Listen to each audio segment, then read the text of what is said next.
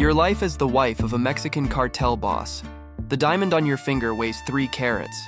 It also weighs about 47 lives, but you stopped counting after the first year. You're standing in the bathroom of a mansion worth $12 million, staring at a woman in the mirror who used to dream of becoming a veterinarian. That woman is gone now. The woman staring back has perfect nails, hair that costs $800 to maintain every 2 weeks, and eyes that have learned to see nothing. You met him at a quinceañera in Culiacan. You were 17. He was 26, handsome, respectful to your mother, generous with your father. He brought flowers. He opened doors. He never once mentioned what he did for a living. Your parents knew. Everyone in Sinaloa knows. But they also knew that saying no to a man like him wasn't really an option. So they smiled. They accepted the gifts. They planned the wedding. You wore a dress that cost more than your childhood home. 300 guests watched you walk down an aisle lined with white roses flown in from Ecuador. Mariachis played. Fireworks painted the sky. Somewhere in the back of your mind, a small voice whispered that this wasn't a wedding. It was a transaction. But the voice was easy to ignore when the champagne was French and the honeymoon was in Monaco. The first year feels like a fairy tale written by someone who doesn't know how fairy tales end.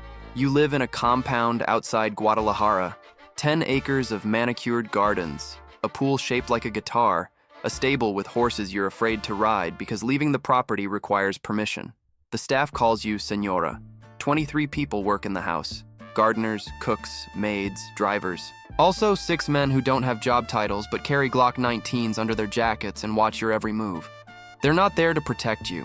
They're there to make sure you stay. Your husband is gone most nights, sometimes for days. You don't ask where. You learned that lesson early. The first time you asked, his face changed into something you'd never seen before. Something cold and still, like water before it freezes. He didn't yell. He just looked at you and said, "You don't want to know where I go. Trust me." And then he left, and you sat alone in a house with 14 bedrooms, wondering what kind of life you'd walked into. You fill your days with things that don't matter.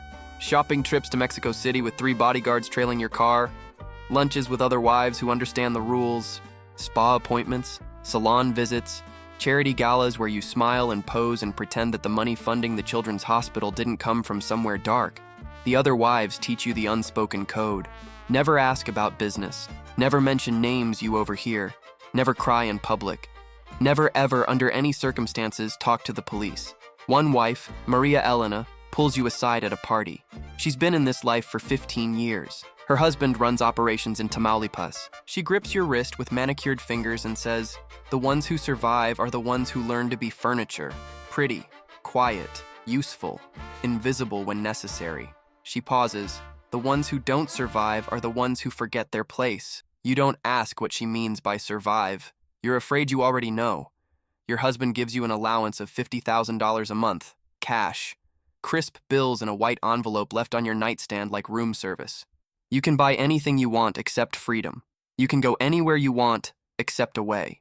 The world outside the compound gates exists only when he decides it does. When he's in a good mood, you visit your mother, bringing her gifts she's afraid to accept and afraid to refuse. When he's not, weeks pass without a single phone call. Your mother's voicemail fills with messages you can't return.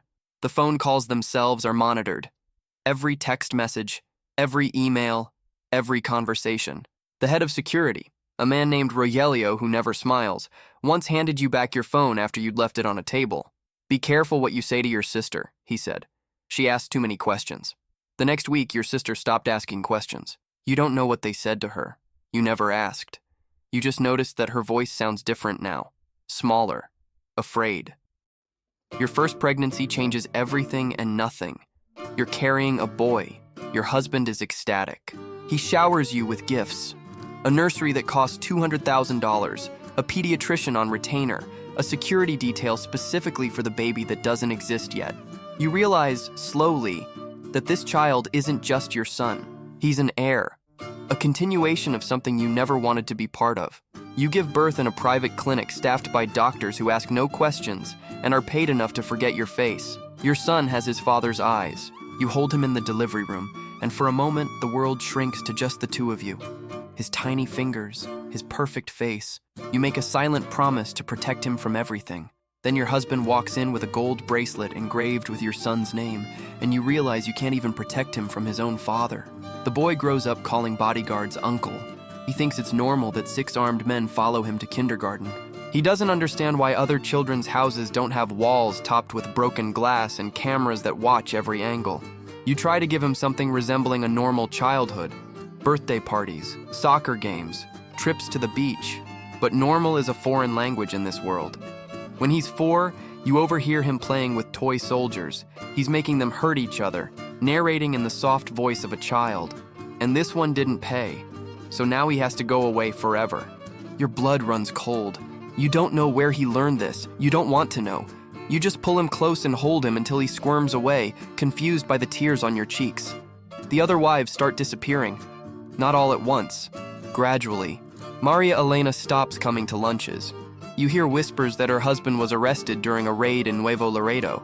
Someone says she fled to Houston with the children. Someone else says she didn't make it across the border. You never find out which version is true. You just notice her empty chair and keep eating your salad like nothing happened. Then Gabriela, then Rosario, then a woman named Carmen who you'd only met twice but who always complimented your earrings. Their names become ghosts, spoken in hushed tones, then not spoken at all. You learn to stop asking about them. You learn to forget their faces. Forgetting is a survival skill in this world, a muscle you develop through constant daily exercise.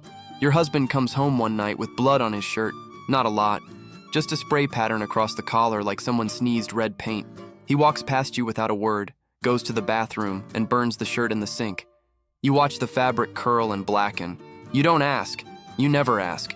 You just go to the kitchen and pour yourself a glass of wine that costs $300 a bottle and tastes like nothing at all. The years blur together like watercolors left in the rain. Birthdays pass, anniversaries, holidays that feel like performances staged for an audience that doesn't exist. Your son turns 8, 10, 12. He's being groomed now, whether you like it or not. Your husband takes him on trips, teaches him things you don't want to know about.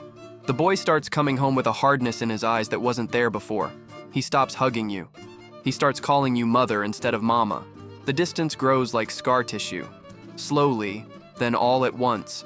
You try to talk to him once, just the two of you in the garden away from the cameras. You tell him he doesn't have to follow this path, that there are other ways to live. He looks at you with something like pity and says, "This is the only way, Mom. You know that." And he walks away, and you realize you've already lost him. You start drinking more. Not obviously, not dramatically. Just a glass of wine at lunch, 2 at dinner. 3 when your husband is away and the house feels like a mausoleum with marble floors. The staff notices. They say nothing. Noticing things and saying nothing is their job description. There are moments when you consider leaving. Late nights, alone, when the compound feels like it's pressing in on you from all sides. You imagine packing a single bag, walking out the front gate, disappearing into a life where no one knows your name or your husband's face. You imagine freedom like other people imagine heaven, as a place that exists only after everything ends. But you know the truth. The women who leave don't make it far. You've heard the stories. The wife in Tijuana who tried to cross to San Diego and was found 3 days later in a drainage ditch. The girlfriend in Juarez who went to the American consulate and was dead within a week. There is no witness protection strong enough. There is no distance far enough. The cartel has a longer memory than God and less forgiveness. So you stay. You smile. You attend the parties and wear the diamonds and pretend that the life you're living is the life you chose. You perfect the art of being present while being absent, of laughing at jokes that aren't funny, of congratulating men on successes you know are measured in bodies. You raise a son you barely recognize into a man you'll eventually fear. You watch your reflection age in mirrors that cost more than your parents' house, and you learn to see nothing, to feel nothing, to be nothing except what this world needs you to be. Your husband is killed on a Tuesday, not in some dramatic shootout, not in a raid. He's having breakfast at a restaurant in Mazatlan when a man walks in with a suppressed pistol and fires 3 shots. Your husband doesn't even have time to reach for his phone. He's dead before his coffee goes cold. You get the news from Rogelio, the security chief, who finds you in the garden and speaks in the flat tone of a man delivering a weather report. "The boss is gone," he says. "We're moving you tonight." No condolences, no moment to process, just logistics. The next 72 hours are a blur of safe houses and whispered conversations and men with automatic rifles guarding doors. You don't cry. You're not sure you remember how. You just watch the world rearrange itself around the hole your husband left, and you wait to see where you'll land. Your son steps into his father's place with an ease that terrifies you. He's 19 now, old enough to give orders, old enough to make the calls that make men disappear. He kisses your forehead before his first meeting as the new head of the organization and says, "Don't worry, mother, I'll take care of everything." And you realize, standing there in a house you don't recognize in a city you've never visited, that this is your life now. This has always been your life. The cage has just changed shape. The bars are still there, invisible, made of money and fear, and the terrible weight of knowing too much to ever be free. You still have the 3-carat diamond. You still have the manicured nails and the expensive hair and the eyes that have learned to see nothing. But somewhere beneath all of it, buried so deep you can barely feel it anymore, there's still a 17-year-old girl who dreamed of saving animals and falling in love and living a simple, ordinary life. That girl is still there, trapped in amber, frozen at the moment before she said yes to a man who brought flowers. You visit her sometimes, late at night, when the wine softens the edges enough for you to remember what it felt like to have a future that belonged to you. You never stay long. The morning always comes, bright and expensive and empty, and you rise, and you dress, and you become the wife of a cartel boss all over again. Because in this world, there are no happy endings. There are only endings, and yours, whatever it looks like, hasn't come yet. You're still waiting, still watching, still wearing diamonds that weigh more than anyone will ever know. If you enjoyed the video up to this point, don't forget to leave a like, subscribe to the channel, and comment below where you're watching us from. Your support makes all the difference for us.